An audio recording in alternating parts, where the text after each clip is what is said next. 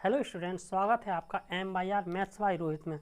तो आज हम पढ़ते हैं कक्षा 9वीं के अध्याय 1 की प्रश्नावली 1.5 का इंट्रोडक्शन, है ना। तो 1.5 में हमें क्या पढ़ना है? 1.5 में क्या है? वास्तविक संख्याओं के लिए घातांक के नियम, है ना। इंट्रोडक्शन में क्या है हमारा?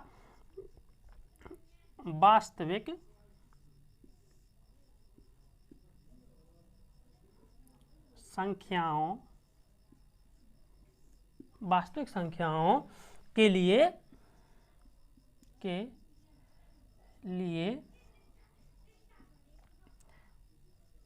घातांक के नियम। तो देखिए क्या कहलाते हैं जी कि वास्तविक संख्याओं मतलब हमारा कहने का मतलब है परिमेय संख्याएं भी हो सकती हैं और अपरिमेय संख्याएं भी हो सकती हैं। अपरिमेय संख्या मतलब जो बटे की भी होती हैं और जिसमें बटे में नहीं भी होता कुछ भी, वो भी परिमेय ही कहलाती हैं, है ना, क्योंकि उनके बटे हम 1 लिख सकते हैं, तो वैसे भी परिमेय संख्या बन जाएगी। तो करने वाली संख्याओं का और बिना करने वाली संख्याओं के लिए जो घातांक के नियम क्या होते हैं? घातांक से मतलब होता है कि उन पर यदि किसी संख्या की घात लगी होती है तो उसका क्या मतलब होता है ना। तो देखिए घातांक के कुछ नियम होते हैं। जैसे मान लो पहला नियम है a⁴m इंटू का मतलब होता है गुणा, चाहे इंटू में लिखा हो चाहे ऐसे गुणा में लिखा हो, दोनों बातें बराबर हैं, है ना। जी गणित में तो सेम है ना। तो इंटू और गुणा दोनों क्या है? बराबर। ये सदिशों में चेंज हो जाता है ना। जब 11वीं में आप फिजिक्स में पढ़ोगे तो ये इंटू और गुणा दोनों सदिशों में इनका मतलब अलग अलग होता है, लेकिन यहाँ तो हमें इंटू का मतलब गुणा ही है ना। तो यदि हमारे पास a⁴m और a⁴n कुछ इस टाइप का लिखा है, मतलब आधार समान हो और घातें भले ही चाहे एक गला समान हो और चाहे ना हो, तो जब गुणा में घातें जुड़ जाती हैं, लेकिन कब? आधार समान। जैसे a⁴m है और a⁴n है, तो हम इसको क्या लिख सकते हैं? a⁴m धन n। कहने का मतलब एक उदाहरण से समझते हैं। उदाहरण है जैसे हम लिख दें 5 के ऊपर 3 की घात इंटू 5 के ऊपर 2 की घात। तो क्या होगा? नीचे का जो जैसे a समान है, ऐसे ही नीचे की संख्या मतलब आधार, इसको आधार बोलते हैं। यदि आधार समान हो और क्या लिखें? गुणा में लिखे हो, तो उनकी घात में क्या होती हैं? जुड़ जाती हैं। तो उत्तर में क्या आ जाएगा? 5 एक ही बार लिखा जाएगा। जी हमारा क्या है? जी देखो, जी है a, जी है m और जी है n। तो क्या होता है? a⁴m मतलब 3 धन n मतलब 2। तो क्या हो जाएगा? 5 के ऊपर 3 और 2 कितनी हो जाएगी? 5 की घात, है ना। यदि मान लो यहाँ 4 की होती तो 3 धन 4 कितने की हो जाती? 7 की घात। समझ पाओगे? यदि आधार समान हो तो और गुणा में हो, आधार समान हो और गुणा में हो, तो गुणा में घातें जुड़ जाती हैं। समझ पाए होगे? ये क्या है? इनकी घातांक के नियम है। दूसरा नियम है क्या? यदि a⁴m है ना, ये क्या है? a की घात m है और कोष्टक के बाहर n की घात लगी हो, तो देखो क्या होगा? आधार एक ही है, कोष्टक के अंदर कुछ घात है और कोष्टक के बाहर कुछ घात है, तो ऐसे में क्या होता है? घातों का गुणा होता है। a⁴ क्या आ जाएगा? m गुणा n। उदाहरण के लिए लिख लेते हैं, जैसे हमने लिखा 4 के ऊपर 2 की घात है अंदर और बाहर है 3 की घात, तो गुणा इसका हल क्या हो जाएगा? 4 के ऊपर कितनी की घात आ जाएगी? 2 गुणा 3, तो कितनी हो जाएगी? 4 के ऊपर 3 दूनी 6। इसमें क्या होगा? जब कोष्टक के अंदर कुछ घात हो और कोष्टक के बाहर कुछ घात हो, तो दोनों घातों का क्या हो जाएगा? गुणा हो जाएगा। ये था दूसरा नियम। तीसरा नियम क्या है? तीसरा नियम है कि जैसे गुणा में घातें जुड़ जाती हैं वैसे भाग में घातें घट जाती हैं, लेकिन शर्त क्या होनी चाहिए? आधार समान। जैसे गुणा के लिए आधार समान होना चाहिए, वैसे ही इसमें भाग में घातें घट जाएंगी, लेकिन आधार कैसा हो? समान हो। या ऐसा लिखा हो या ऐसा लिखा हो, a⁴m भागत a⁴n, दोनों बातें बराबर हैं। तो गुणा में घातें जुड़ जाती हैं तो भाग में घातें घट जाती हैं। क्या आ जाएगा? m ऋण n की घात। a एक ही रहेगा, ऊपर क्या आ जाएगी? m ऋण n की घात। उदाहरण के लिए एक लिख लेते हैं, जैसे 5 के ऊपर लिखी है 7 की घात बटे में लिखिए 5 के ऊपर 3 की घात, तो क्या हो जाएगा, आप इसको ऐसा भी लिख सकते हो 5 के ऊपर 7 की घात भागित 5 के ऊपर 3 की घात। इनमें से कोई एक लिखना, दोनों को नहीं लिखना, हम सिर्फ बता रहे हैं कि इसको आप ऐसा भी लिख सकते हो ना। तो क्या होगा, भाग में घातें घट जाती हैं, तो 5 के ऊपर 7 है ना, m क्या है 7, n क्या है 3, तो 7 ऋण 3, तो क्या आ जाएगा 5 के ऊपर 7 में से 3 गया, कितने की घात आ गई, 4 की घात आ गई। समझ पाए होगे। दूसरी बात क्या है, एक और है ना, चौथा क्या है, यदि ऐसा लिखा हुआ है, कैसे, a के ऊपर भी m की घात है इंटू या गुणा भी है ना, और b के ऊपर भी m की घात है, मतलब हमारे पास आधार अलग अलग हैं, आधार क्या है, अलग अलग हैं, लेकिन दोनों पर घातें कैसी हैं, समान हैं। तो हम इसको ऐसा लिख सकते हैं, दोनों को अलग अलग ना लिखे, पहले इनका गुणा कर दें a इंटू बी और बाद में m की घात लगा दें, संयुक्त रूप से दोनों, a के ऊपर भी m की घात है, b के ऊपर भी m की घात है, तो हम दोनों को संयुक्त रूप से a गुणा b के ऊपर m की घात लगा सकते हैं। देखो उदाहरण से इसको भी समझ लेते हैं, जैसे लिखा है 5 के ऊपर 3 की घात है इंटू 4 के ऊपर 3 की घात है, तो हम क्या लिख देंगे इसको 5 इंटू 4 है ना, 5 गुणा 4, संयुक्त रूप से दोनों के ऊपर इकट्ठी क्या लगा देंगे, 3 की घात। इस प्रकार से हम क्या कर सकते हैं, इसको लिख सकते हैं, है ना। तो ये बातें आप समझ पाए होंगे कि गुणा में घातें जुड़ जाती हैं, भाग में घातें घट जाती हैं,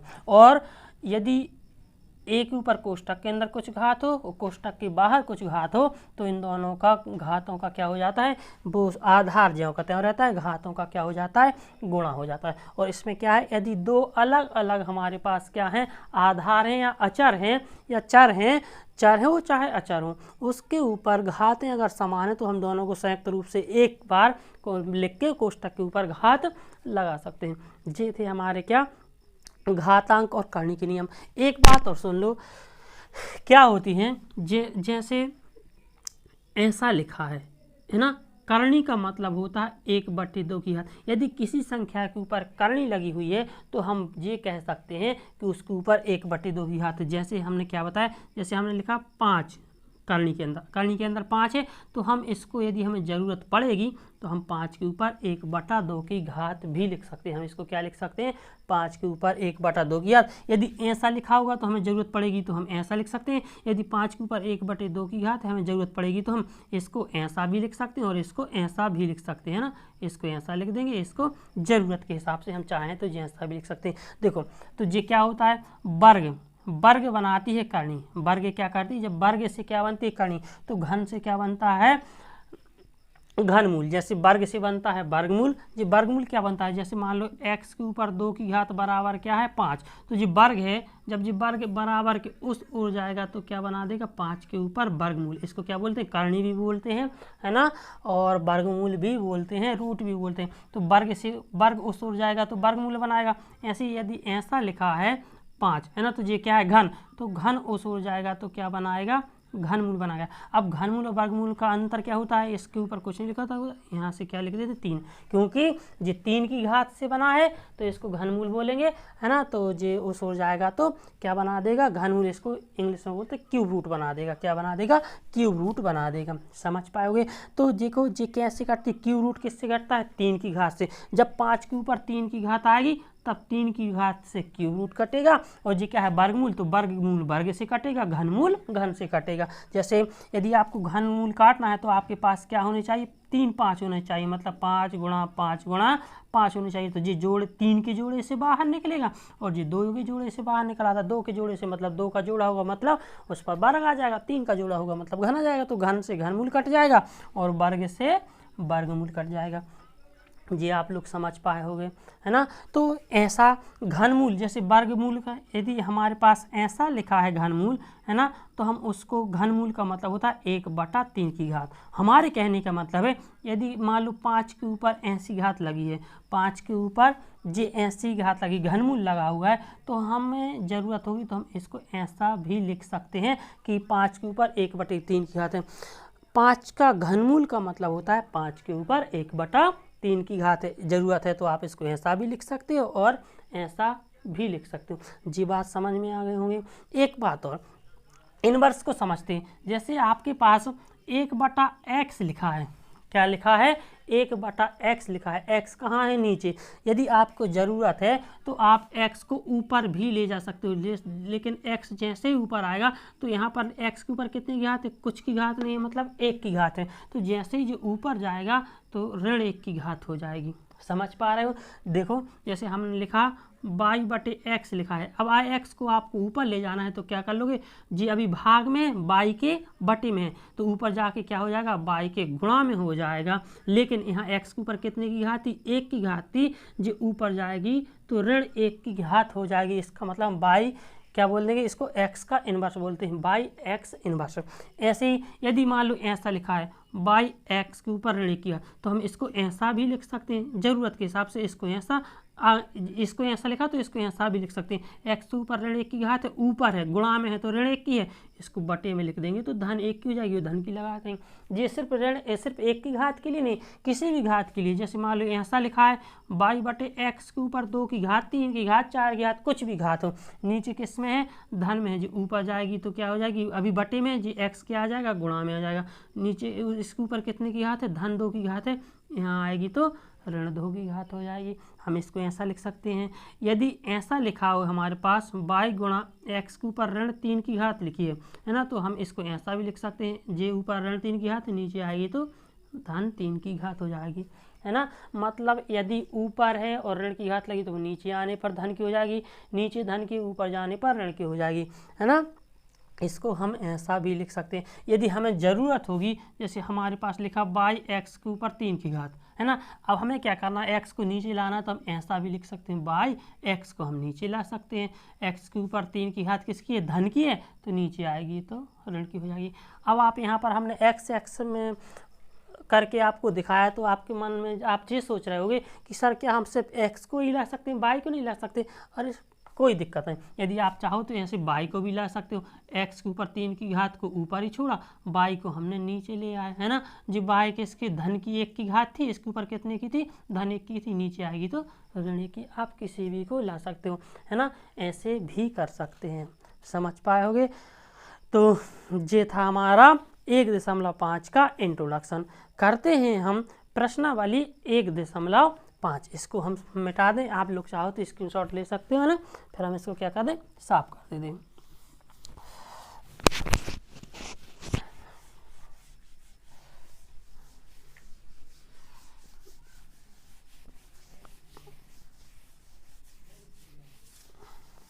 अब करते हैं हम प्रश्नावली 1.5 के सवालों को, इसका समझना, इसके सवालों का हम क्या करते हैं, सॉल्यूशन करते हैं। तो पहला सवाल है प्रश्नावली 1.5 का पहला सवाल है, क्या है सवाल, कि मान ज्ञात कीजिए। क्या है सवाल, ज्ञात कीजिए। क्या ज्ञात करना है, सवाल है पहले का पहला सवाल क्या है, 64 के ऊपर 1/2 की घात। दूसरा सवाल है 32 के ऊपर 1/5 की घात। और तीसरा सवाल है 125 के ऊपर 1/3 की घात। तो आइए पहला सवाल करते हैं। पहला सवाल क्या है, 64 के ऊपर 1/2 की घात। तो देखिए हम क्या करेंगे, यदि हमें आते हैं तो ठीक है, और नहीं आते तो हम 64 के क्या निकाल लेंगे, 64 के हम निकाल लेंगे क्या, गुणनखंड निकाल लेंगे, है ना। तो आप चाहो तो इसको डायरेक्ट भी लिख सकते हो। यदि जिसको डायरेक्ट नहीं आता, जैसे हमें पता है 64 को हम क्या लिख सकते हैं, है ना, तो 8 का वर्ग लिख सकते हैं। लेकिन जिसको नहीं आता है वो क्या करेगा, 64 को पहले क्या निकालेगा, गुणनखंड निकालेगा। जैसे 2 3 6, 2 दूनी 4, 2 एकम 2, 2 6 12, 2 8 16, 2 चौके 8, 2 चौके 8, 2 दूनी 4 और 2 एकम 2।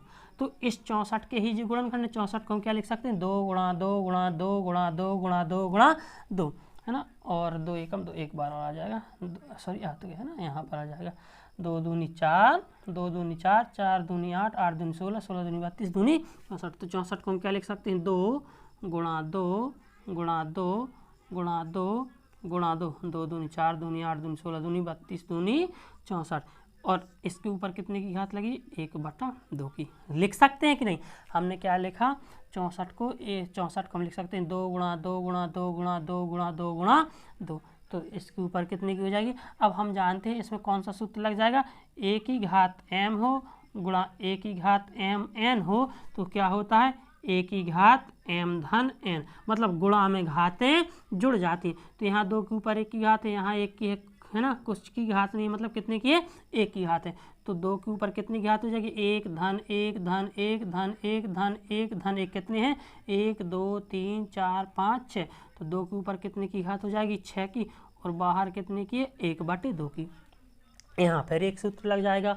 क्या सूत्र लग जाएगा, हमने पढ़ा है यदि a के ऊपर m की घात है कोष्टक के अंदर और कोष्टक के बाहर है n की घात, तो इस ऐसे में क्या होगा कि इन दोनों घातों का क्या हो जाएगा, गुणा हो जाएगा। तो a बराबर हमारे पास क्या है 2 है, और m बराबर क्या है 6 है, और n बराबर क्या है 1/2 है। तो इस सूत्र में मान रखेंगे, तो इस सूत्र में क्या रख देंगे मान, तो a बराबर क्या है 2, m का मान क्या है 6 गुणा n का मान क्या है 1/2। तो हल होगा 6 एकम 6/2, 2 से कट जाएंगे 2 ही 3 6। तो 2 के ऊपर कितने की घात आ गई 3 की, 2 के ऊपर 3 की घात का मतलब है इसको 3 बार लिखना, 2 गुणा 2 गुणा 2। हल करेंगे तो 2 दूनी 4 और 4 दूनी 8, उत्तर आ जाएगा हमारा इस सवाल का 8। समझ पाए होगे। जी था इस प्रकार से सवाल, जी थोड़ा सा लंबा सवाल है ना। इसी सवाल को आप एक प्रोसेस से और कर सकते हो, यहाँ पर देख लो है ना। जैसे पहला सवाल है 64 के ऊपर कितने की घात है 1/2 की।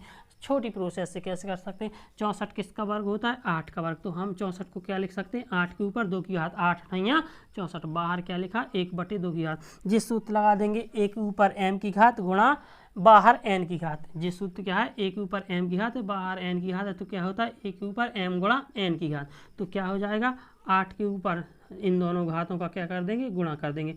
तो 8 के ऊपर क्या आ जाएगा 2 एकम 2/2, 2 से 2 कट गया, उत्तर क्या आ जाएगा 8। इस प्रकार से भी कर सकते हो यदि आपको पता है, नहीं तो ये इसकी नॉर्मल प्रोसेस है, वास्तव में जैसे सवालों को हल करना है ना।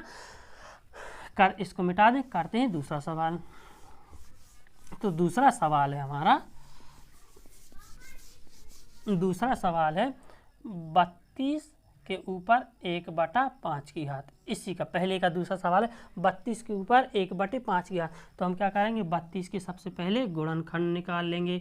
तो 2 एकम 2, 3 में 2 का भाग लगाएंगे तो 2 एकम 2, 3 में से 2 गया क्या बचा 1, जो बच गया उसको 2 के आगे लगा दो, 2 × 6 12, फिर लगाएंगे 2 8 16, 2 चौके 8, 2 दूनी 4, 2 एकम 2, कितनी 2 आए 5 बार 2 आया। तो 32 को हम क्या लिख सकते हैं 2 गुणा 2 गुणा 2 गुणा 2 गुणा 2। तो 2 दूनी 4, 4 दूनी 8, 8 दूनी 16, 16 दूनी 32। इसके ऊपर क्या है बाहर 1/5 की घात। तो इसमें सूत्र लग जाएगा क्या a के ऊपर m की घात गुणा a के ऊपर n की घात बराबर क्या होता है a के ऊपर m धन n। मतलब अंदर यदि आधार समान है तो उनकी घातें क्या होती हैं जुड़ जाती हैं। सबके ऊपर कितने कितने की घात है 1 1 की घात, कुछ नहीं होता मतलब 1 1 की घात है। तो कितने हैं 2 के ऊपर कितने 1 धन 1 धन 1 धन 1 धन 1, 1 2 3 4 5, और बाहर कितने की 1/5 की। तो जी क्या हो गई 1 धन 1 धन 1 कितने हो गए 5, गुणा में बाहर क्या है 1/5 है ना। इसको चाहो तो ऐसे भी लिख सकते हो, एक बार और इसको लिख दें तो एक सूत्र और होता है a के ऊपर अंदर कुछ घात हो और बाहर कुछ घात हो तो क्या होता है गुणा घातों का गुणा हो जाता है। तो 2 के ऊपर 5 गुणा 1/5, तो गुणा होगा तो 5 एकम 5/5, 5 से 5 कट जाएगा, उत्तर क्या बच जाएगा हमारा 2, हमारा इस सवाल का उत्तर हो जाएगा। समझ पाए हो। करते हैं तीसरा प्रश्न, इसको मिटा दो, तीसरा यहीं पर कर लेते ना। तीसरा प्रश्न करते हैं क्या है 125 का ऊपर कितने की घात है 3 की घात। तो सबसे पहले क्या करेंगे हम 125 के गुणनखंड निकाल लेंगे। तो देख पा रहे हो किसका 3 का भाग 2 का तो जाएगा ही नहीं जाएगा, क्योंकि नहीं जाएगा क्योंकि विषम संख्या है। 3 का भी नहीं जाएगा तो 5 का ही लगा देते हैं। क्या होगा 5 दूनी 10 बच गया 2, तो कितने हो गए 25, 5 25, फिर 5 का लगाएंगे तो 5 25 और 5 एकम 5। तो हमने देखा क्या आया 125 को हम क्या लिख सकते हैं 5, जी यहाँ पर आए हैं ना, इनको आप गुणा में लिख सकते हैं 5 गुणा 5 गुणा 5 है ना, 5 गुणा 5 गुणा 5, तीन थे, 1 2 3 तो 5 और इसके ऊपर कितने की घात है 1/3 की। तो सूत्र क्या लग जाएगा a के ऊपर m गुणा a के ऊपर n बराबर क्या होता है a के ऊपर m धन n। तो 5 के ऊपर यहाँ पर 1 की है, 1 की यहाँ, 1 की यहाँ, 1 की यहाँ, तो क्या हो जाएगा 1 धन 1 धन 1 किसके ऊपर 5 के ऊपर और बाहर कितने की 1/3 की। तो जी घातें जुड़ जाएंगी तो क्या होंगी 1 2 3 3 5 के ऊपर 3 की घात बाहर क्या है 1/3 की। फिर कौन सा सूत्र लग जाएगा a के ऊपर m की घात कोष्टक के बाहर n की घात बराबर क्या होता है m गुणा n। तो जिस सूत्र लगाएंगे a बराबर क्या है 5, m बराबर 3 और n बराबर क्या है 1/3। तो 3 गुणा 1/3 तो क्या हो जाएगा 3 एकम 3/3, 3 से 3 कट जाएगा, उत्तर क्या आ जाएगा हमारा 5। जी 5 हमारा हो गया क्या उत्तर। समझ पाए होगे है ना। करते हैं दूसरा के सवाल। दूसरा के सवालों में भी क्या है ज्ञात करना है। सवाल क्या है दूसरा के ज्ञात कीजिए। किसको ज्ञात करना है लिखते हैं सवाल को है ना। तो दूसरा का पहला है सवाल 9 के ऊपर 3/2 की घात। दूसरा सवाल है 32 के ऊपर 2/5 की घात और क्या है 16 के ऊपर 3/4 की घात। और इसका चौथा सवाल भी दिया है। चौथा सवाल क्या है 125 के ऊपर ऋण 1/3 की घात है ना। तो ये है सवाल। तो पहला सवाल हम उठाते हैं क्या 9 के ऊपर 3/2 की घात। तो सबसे पहले हम क्या करेंगे इस घात को छोड़ेंगे। हम सबसे पहले क्या करेंगे जो आधार में लिखा है हम इसके गुणनखंड निकालेंगे।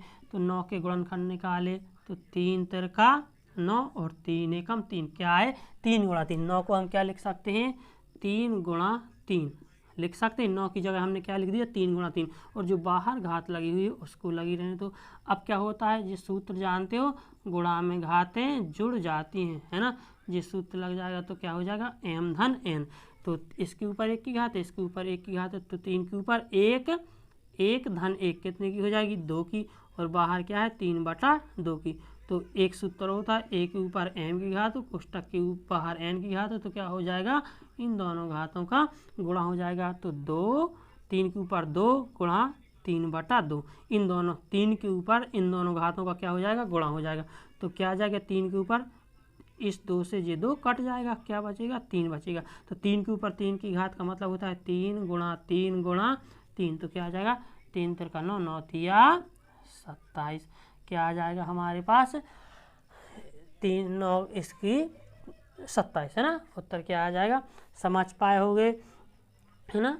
ठीक है अब करते हैं इसका दूसरा सवाल। दूसरा सवाल क्या है 32 के ऊपर 2/5 की घात। तो 32 को हम क्या लिख सकते हैं अभी हमने निकाले थे 32 के क्या निकालेंगे गुणनखंड निकालेंगे। तो क्या आएंगे 2 दूनी 4 2 गुणा 2 गुणा 2 गुणा 2 गुणा कितनी 5 बार 2 दूनी 4 4 दूनी 8 8 दूनी 16 16 दूनी 32 32 को हम ये लिख सकते हैं।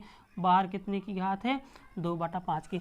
ये सूत्र लग जाएगा। अब क्या लग जाएगा ये वाला सूत्र गुणा में आधार समान तो घातें जुड़ जाती कितने हैं 1 धन 1 धन 1 है ना 5 बार 1 है तो ये जुड़ जाएंगे। और बाहर कितने की है 2/5 की। तो 2 के ऊपर 1 धन 1 कितनी बार है 5 बार और बाहर कितने की घात है 2/5 की। अब ये सूत्र लग जाएगा है ना कि बाहर अंदर कुछ घात हो बाहर कुछ घात हो तो इन घातों का क्या हो जाता है गुणा हो जाता है।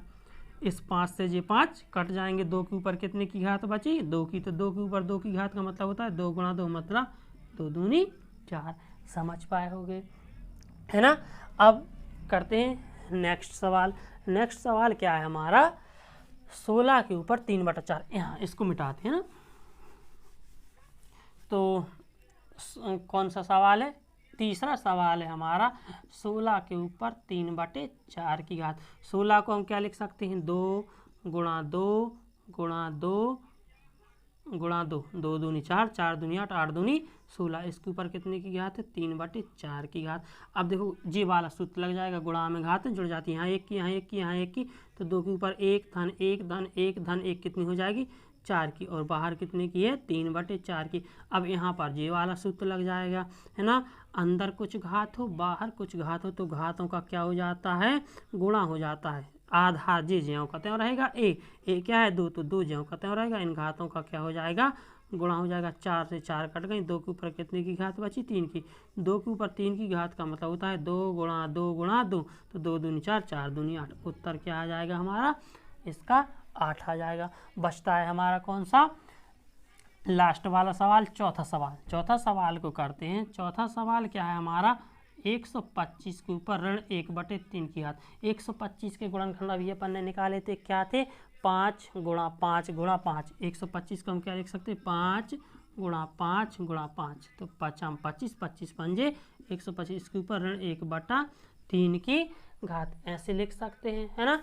तो देखिए इसमें जी वाला सूत्र लग जाएगा, कौन सा वाला, जी वाला, गुणा में घातें इसकी, अभी बाहर वाले को छोड़ दो, गुणा में घातें जुड़ जाती है, एक की यहाँ एक की यहाँ एक की यहाँ, तो कितनी हो जाएगी 5 के ऊपर 3 की घात और बाहर क्या है ऋण 1/3 की घात, है ना। तो इनका फिर यहाँ पर जी वाला सूत्र लग जाएगा कि अंदर कोष्टक के अंदर कुछ घात हो बाहर कुछ घात हो तो इन दोनों घातों का क्या हो जाता है, गुणा हो जाता है। 3 गुणा कोष्टक में क्या ऋण 1/3, इनका गुणा करेंगे तो 3 एकम 3 किसका, ऋण का, बटे में क्या है 3, भाग लाएंगे तो 3 एकम 3 किसका आ जाएगा, ऋण का 1, तो 5 के ऊपर कितने की घात आ जाएगी, ऋण की। और हमने अभी आपको बताया था यदि किसी संख्या के ऊपर ऋण की घात है तो उसको आप बटे में लिख के धन की घात बना सकते हैं। 1 की घात थी नीचे आई तो धन 1 की हुई, धन 1 की घात लिखते नहीं, तो जी क्या है 5 का इनवर्स हम इसको लिख सकते हैं 1/5। समझ पाए होगे। करते हैं तीसरा सवाल, है ना।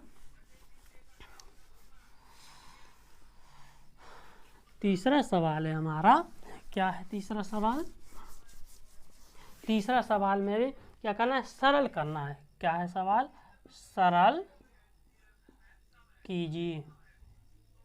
किसको सरल करना है, पहला सवाल है, क्या है सवाल, 2 के ऊपर 2/3 की घात इंटू का मतलब होता है गुणा, 2 के ऊपर 1/5 की घात। चलो पहले इसी को कर लेते फिर दूसरा सवाल लिखेंगे। तो देखो क्या करना है, हमने अभी सीखा है यदि आधार समान हो, यहाँ पर 2 है यहाँ पर 2 है, आधार समान हो तो गुणा में घातें और गुणा में हो, आधार समान हो दोनों के हो गुणा में हो तो गुणा में घातें जुड़ जाते हैं। क्या होगा, a के ऊपर m की घात ये सूत्र लग जाएगा और a के ऊपर n की घात, तो क्या होगा a के ऊपर m धन n की घात। तो a बराबर क्या है हमारे पास, a बराबर है 2, m बराबर है 2/3 और n बराबर है 1/5। इसमें मान रख देंगे इसमें, तो क्या हो जाएगा a मतलब 2 के ऊपर m की घात मतलब 2/3 की घात धन n मतलब 1/5 की घात।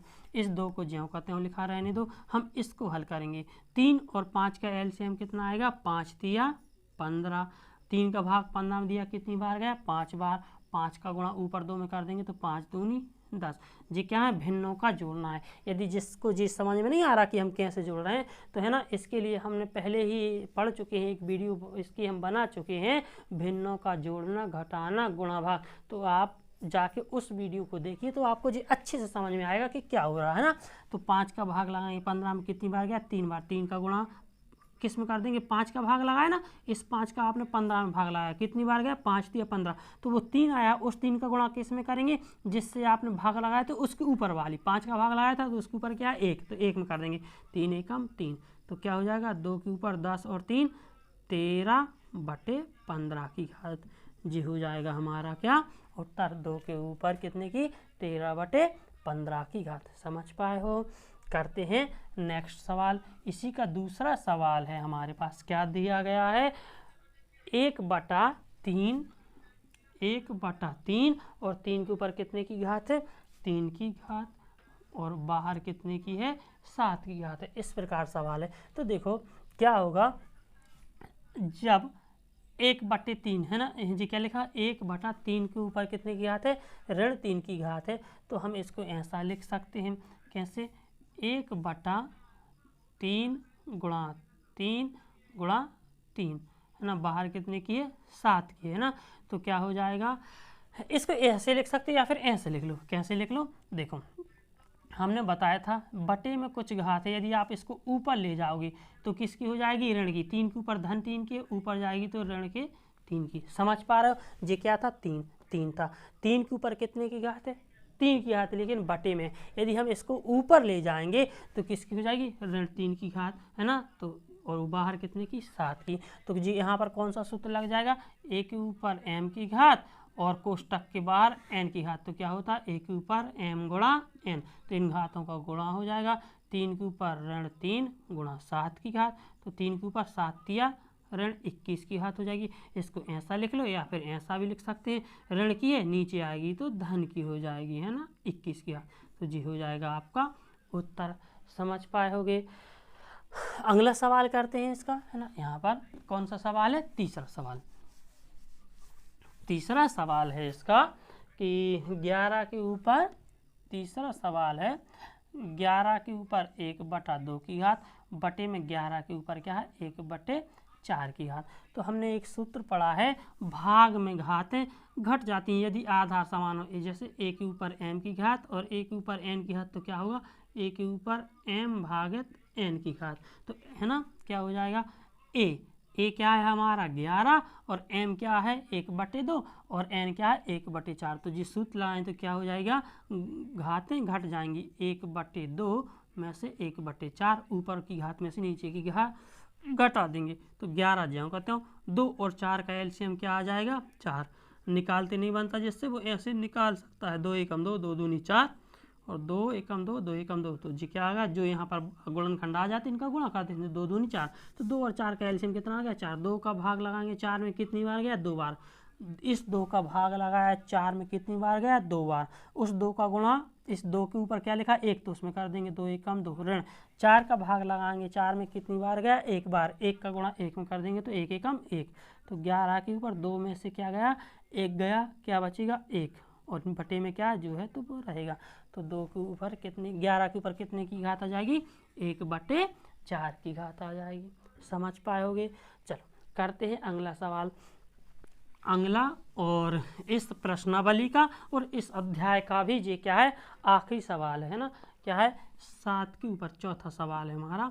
7 के ऊपर 1/2 की घात, 7 के ऊपर क्या है, बड़े से 7 के ऊपर 1/2 की घात इंटू 8 के ऊपर क्या है, 1/2 की घात। तो हमने एक सूत्र पढ़ा है कि यदि आधार अलग अलग हों लेकिन घात समान हो तो हम उनको संयुक्त रूप से लिख सकते हैं। जैसे क्या है, a के ऊपर m की घात इंटू b के ऊपर m की घात। तो हम क्या लिख सकते हैं, इनको संयुक्त रूप से a गुणा b लिख के इसके ऊपर क्या कर देंगे, m की घात लगा देंगे। तो a बराबर क्या है 7 और b बराबर क्या है 8, लेकिन घात समान है ना। तो क्या लिखेंगे, 7 गुणा 8 के ऊपर संयुक्त रूप से 1/2 की घात। तो 7 या 8 क्या होता है 56, 56 के ऊपर क्या आ जाएगी 1/2 की घात। ये हो जाएगा हमारा इस सवाल का हल। तो समझ पाए होगे आप ये सवाल, है ना।